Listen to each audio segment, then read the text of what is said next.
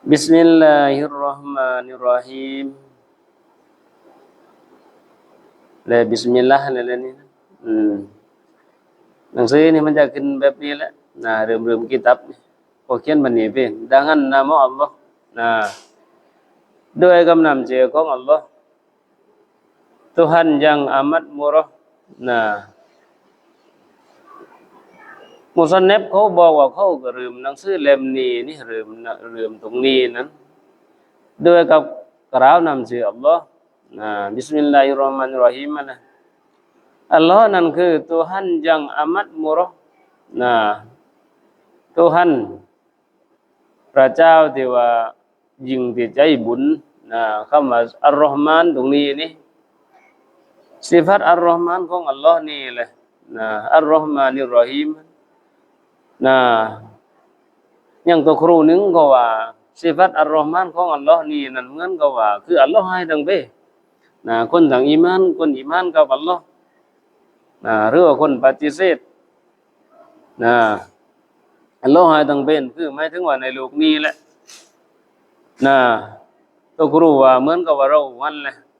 เราปั้นเปล่าวันแหละปั้นเอาน้ำทิมันแล้วถึงกากเปล่าเทลงใต้ทุนนะเขาเปรียบเทียบว่านั่นทีนี้ก็ทำใจไรมากินแล้วนะใจมากินนู่นนี่มากินความหมายว่าอัลลอฮ์ให้ทั้งเป็นนี่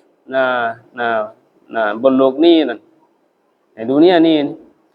lagi amat mengasihani akan hamba-Nya hamba Allah และอีกแล้วอัลเลาะห์ตะอาลาก็ยิ่งที่รักใคร่กับบ่าวของอัลเลาะห์อัรรอฮีมนี่คือเฉพาะเจาะจงกับบ่าวที่อีหมานต่ออัลเลาะห์นะkhusus เฉพาะนะคอสคนที่อีหมานกับอัลเลาะห์แต่ว่าอัรเราะห์มานนี่คืออัลเลาะห์ให้ทั้งเพนะไม่เกี่ยวนะว่าคนอีมานไม่ว่าบางทีคนเดียวนั้นคือมันได้เลือกไปแต่คนนี้ซะแล้วนะนี่บนโลกใบนี้นะในดุนยานี่ในดุนยานี่นะอัลฮัมดุลิลลาฮิลลาซีญะอะลาลิมันวัฟฟะกอมินอิบาดิฮิวาอิซันมินนัฟซิฮิwa azaqahu min qu'usi syarabihi halawata unsihi เห็นไหมใช้บริเวณแล้วนะอัลฮัมดุลิลลาฮิลลาซีญะอะลาลิมันวัฟฟะกอมินอิบาดิฮิวาอิซัมมินนัฟซิฮิwa azaqahu min qu'usi syarabihi halawata unsihi อันตามมันใช้บริษไปแล้วความหมายว่าเวลาสักการะpuji bagi Allah บรรดาการสรรเสริญนั้น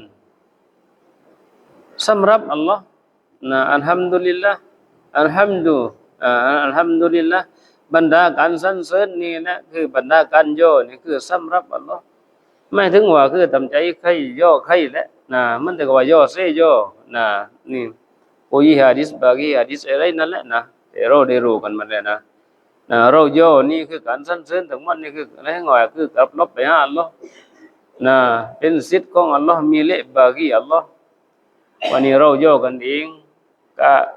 นะคนนั้นดีคนนี้เก่งอะไรคือการให้คิดว่าการสรรเสริญทั้งหมดนี่คือลบไปหาอัลลอฮ์พอเราย่อบ่าวของอัลลอฮ์นี่คือมันก็ต้องลบไปหาผู้สร้างนะย่อว่าคนนั้นปานนั้นปานนี้ซึ่งเรานี่บ่เพิ่นย่อนะมันก็ว่าแล้วญาณให้มันพ้นไปจ้ะนะถึงเงื่อนการสรรเสริญการย่อนี่มันมีความเสียหายทั้งคนย่อและคนที่ถูกย่อเหมือนที่เราเรียนในกิตาบปานวัตรนะบางทีเราเองก็ไปย่อให้มันจนเกินไปจ้ะนะต้องให้พอดีนะเหมือนเขานบีมีย่อซอฮาบะห์แต่ซอฮาบะห์เขาก็ไม่ลืมไปนะแต่ว่าให้เราระมัดระวังมากันเลยพอเราย่อไปย่อคนนึงย่อถึงก็เดี๋ยวถ้าซากลัวว่าคนที่ถูกย่อนี่แหละนะมันถือว่ามันขึ้นได้แล้วอะไรแบบนี้นะเราก็คือมันมีความเสียหายทั้งคนที่ไปย่อคนแล้วก็คนที่ถูกย่อตัวเดียวนี้เหมือนกับว่าก้องฮิตนึงไปย่อให้มาก ย่อยขึ้นได้ไปจ้ะของเต่านี่โกยได้บัดนี้ไปย่อเต่าว่าแม่มือจ้ะตะครูว่ามันนั่นไปจ้ะมันเกินไปจ้ะก็ไม่ได้มากันแล้ว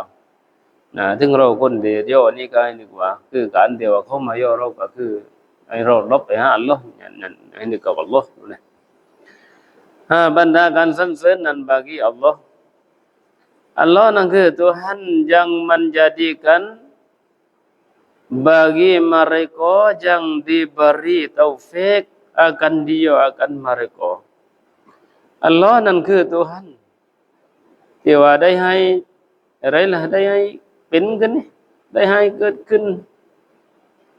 ให้กับบรรดาให้กับบุคคลที่ว่าอัลเลาะห์ให้ตอฟิกกับบุคคลนั้นพอตอฟิกนี่คือมันมาจากอัลเลาะห์ตอฟิกคือก็ว่าตอฟิกอะไรคือพลังที่เราสามารถทำอามัลอิบาดัตได้แต่ว่านั่นคือตอฟิก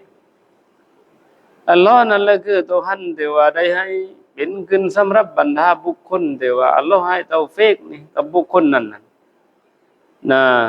daripada ni อธิบายของคำว่า mereka นั่นแหละคำว่าคนที่บุคคลที่อัลเลาะห์ให้ตอฟิกใครล่ะ daripada segala hamba-Nya hamba Allah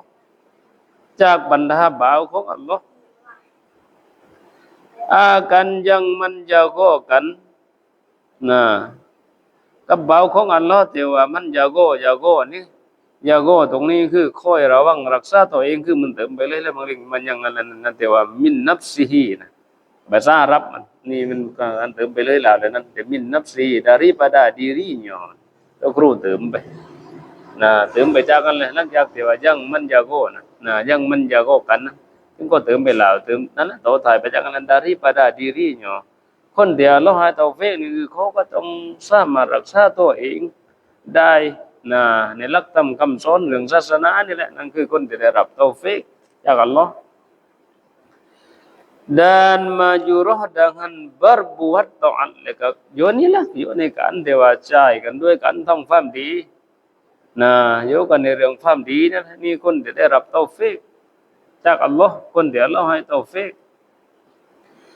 dan berpasan dengan dia dengan berbuat taat นี่แหละก็อยู่นี่เนี่ยอยู่ได้berpasan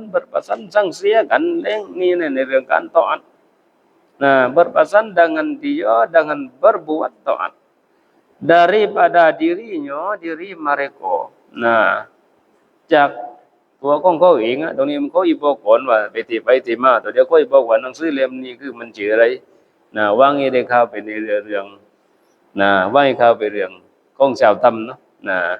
บอกไปที่มาบอกชื่อก่อนแล้วว่าชื่อหนังสือนี่ชื่อหนังสืออะไรนี่เหมือนกับว่าเป็นบทนำมันเป็นนั่นแหละหนังสือมาก่อน dan dirasakan dia kan mereka yang diberi taufik royo bagi mereka yang diberi taufik dan dirasakan dia kan mereka yang diberi taufik daripada beberapa penyalo minumannya begitu kuan benar saya pelit daripada beberapa pajalo minuman Allah akan manis berjino dengan dia dengan taat Allah dengan dia ni royo ไม่เหมือนกันyangคนนึงroyo ไปtaat royo ไปที่ Allah ก็ยังความหมายว่าอีบอกว่าตรงนี้นี่คนเดียวได้รับตอฟิกจากอัลเลาะห์นั้นอัลเลาะห์ตะอาลาจะให้เขาได้ชิมรสชาติแต่เขาได้ชิมรสชาติจากหลายๆอะไรปัญญาโลนี่มันเหมือนกับแก้วน้ำหลายๆอัลเลาะห์ตะอาลาจะให้เขาชิมรสชาติจากเครื่องดื่มของอัลเลาะห์นี่แต่ว่ามันหวานด้วยความคุ้นเคยด้วยกันต่ออัลเลาะห์อีบอกว่าง่ายๆเล้งว่าตรงนี้บอกสรุปง่ายๆว่าพูดง่ายๆว่าสำหรับคนที่ว่าอัลเลาะห์ตะอาลาให้ตอฟิกกับเขานั้นเขาก็มีความหวานในเรื่องการอิบาดัตต่ออัลเลาะห์ปานนั้นหรอกสรุปง่ายๆปานนั้นนี่สรุปง่ายๆว่าคือคนที่ว่าอัลเลาะห์ตะอาลาคนที่ว่าอัลเลาะห์ให้ตอฟิกนั้นเขาก็จะมีความหวานความร้อยหวานในเรื่องอิบาดัตต่ออัลเลาะห์subhanamal ซุบฮานะมันละฮุลมุลกุวันมาลากูตุวะซะฮิดัตกอรออิบุซุลอิฮิบิวุจูดิฮิอัลลซีอามาตะวะอัฮญาวัลลซีกัดดะรฟะฮดาบิกะรอมิฮิวะวะจูดิฮิMaha suci, Maha suci Tuhan yang baginya, bagi Tuhan ruwa baginya, bagi Allah kerajaan. Wa Maha Barisut, Allah ni ngau maca kama subhana, subhana. Allah Maha Barisut wa marwa subhanallah, Allah Maha Barisut ke yakni suci daripada sifat kekurangan ke Allah Taala nan ke saat barisutคือจากsifatที่kekurangan sifatที่ว่าkurangที่ด้อยที่อัลเลาะห์ไม่มีsifatที่ว่าด้อยที่นี่คืออยู่ที่เราหรอกแหละอยู่ที่ฮัมบอยู่ที่มักลุกหรอกที่อัลเลาะห์นั่นคือไม่มีMaha suci Tuhan yang baginya bagi Tuhan ruwa bagi Allah kerajaan Maha barisutlah Tuhanซึ่งสำหรับอัลเลาะห์นั่นแหละอัลเลาะห์นั้นเป็นผู้ที่ว่าอะไรล่ะเป็นผู้ที่ว่าปกครองคำว่า perintah นี่อัลเลาะห์นี่เป็นผู้ที่ปกครองperintah คำว่า kerajaan หมายถึงว่า perintah dan ajaib alimul ghaibi พระนันทานและอัลเลาะห์นี่แหละเป็นผู้ที่ว่าอะไรล่ะเป็นผู้ที่ว่าruh alimin alimul ghaibi ก็ได้ท่านตุกรุแต่ว่าalimin ghaibi นี่อัลเลาะห์เป็นผู้ที่ว่ารู้สิ่งที่ลึกลับที่ซับซ้อนสิ่งที่แปลกๆอาจัยalimul ghaibi อัลเลาะห์เป็นผู้ที่รู้ในสิ่งที่ลึกลับสิ่งที่แปลกdan mensaksi oleh indah-indah kejadian Allah dengan wujud Allah Tuhan yang mematikan และก็ได้ยืนยันว่าอัลเลาะห์มีหมายถึงว่าได้ยืนยันแล้วว่าอัลเลาะห์ยังตรงนี้คือได้ยืนยันก็เรียกว่าได้เป็นสักษีสิ่งที่อัลเลาะห์ตะอาลาสร้างทั้งหมดก็เรียกว่าและก็ได้เป็นพยานโดยก็เรียกว่าสิ่งที่ว่าที่สวยงามสิ่งที่สวยงามที่ว่าอัลเลาะห์ตะอาลาสร้างทั้งหมดนั้นได้เป็นพยานว่า dengan wujudnya wujud Allah เป็นพยานด้วยว่าอัลเลาะห์นั้นมีไอ้นี่แหละคือเป็นสิ่งที่อัลเลาะห์สร้างนั่นแหละการสร้างสรรค์ของอัลเลาะห์นี่แหละคือเป็นตานะเป็นอะลามัตว่าอัลเลาะห์มีเหมือนแต่ว่าอะลามัตว่าอัลเลาะห์วจุดก็คืออะลัมโลกนี้แหละเรานี่แหละสิ่งนี้แหละบังเกิดขึ้นแล้วนี่เรานี่แหละเป็นตานะว่าอัลเลาะห์ว่าอัลเลาะห์มี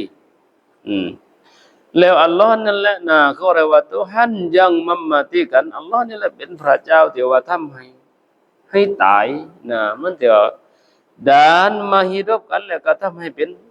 มันเขาบายันสิว่ารุงอะไร6 sifat นั้นอัลเลาะห์ให้เป็นอัลเลาะห์ให้ตายอัลเลาะห์ปกครองไว้เป็นอย่างนั้นอัลเลาะห์นั่นแหละเป็นผู้ที่ให้เป็นให้ตาย dan Tuhan yang mentakdirkan barang yang dikehendakinya kehendaki Allah และอัลเลาะห์นั่นแหละเป็นผู้ที่ว่าได้ตักดีรอัลเลาะห์เป็นTuhanที่ว่าเป็นผู้ที่ว่าได้กำหนดให้มันเกิดขึ้นสิ่งที่อัลเลาะห์ตะอาลาประสงค์ต่างๆนานาอัลเลาะห์เนี่ยเป็นผู้ที่ว่าตักดีรอัลเลาะห์นี่แหละเป็นTuhanที่ว่าได้กำหนดก็เรียกว่าเป็นผู้ที่ว่ากำหนดให้มันเกิดขึ้นสิ่งที่อัลเลาะห์ตะอาลาประสงค์สิ่งไหนที่อัลเลาะห์ให้เกิดสิ่งนั้นก็จะต้องเกิดสิ่งที่อัลเลาะห์ไม่ให้เกิดมันก็เกิดขึ้นมาไม่ได้วันนี้คือเราอยู่ตามความประสงค์ของอัลเลาะห์บัดนี้สิ่งนั้นแหละสิ่งเจตนาเราไปตรงกับสิ่งที่อัลเลาะห์ให้มันตรงกันกับเจตนาที่อัลเลาะห์ให้เกิดกับเราก็ได้นั้นสิ่งนั้นkemudian maka ditunjukkan dia kan barang yang kehendak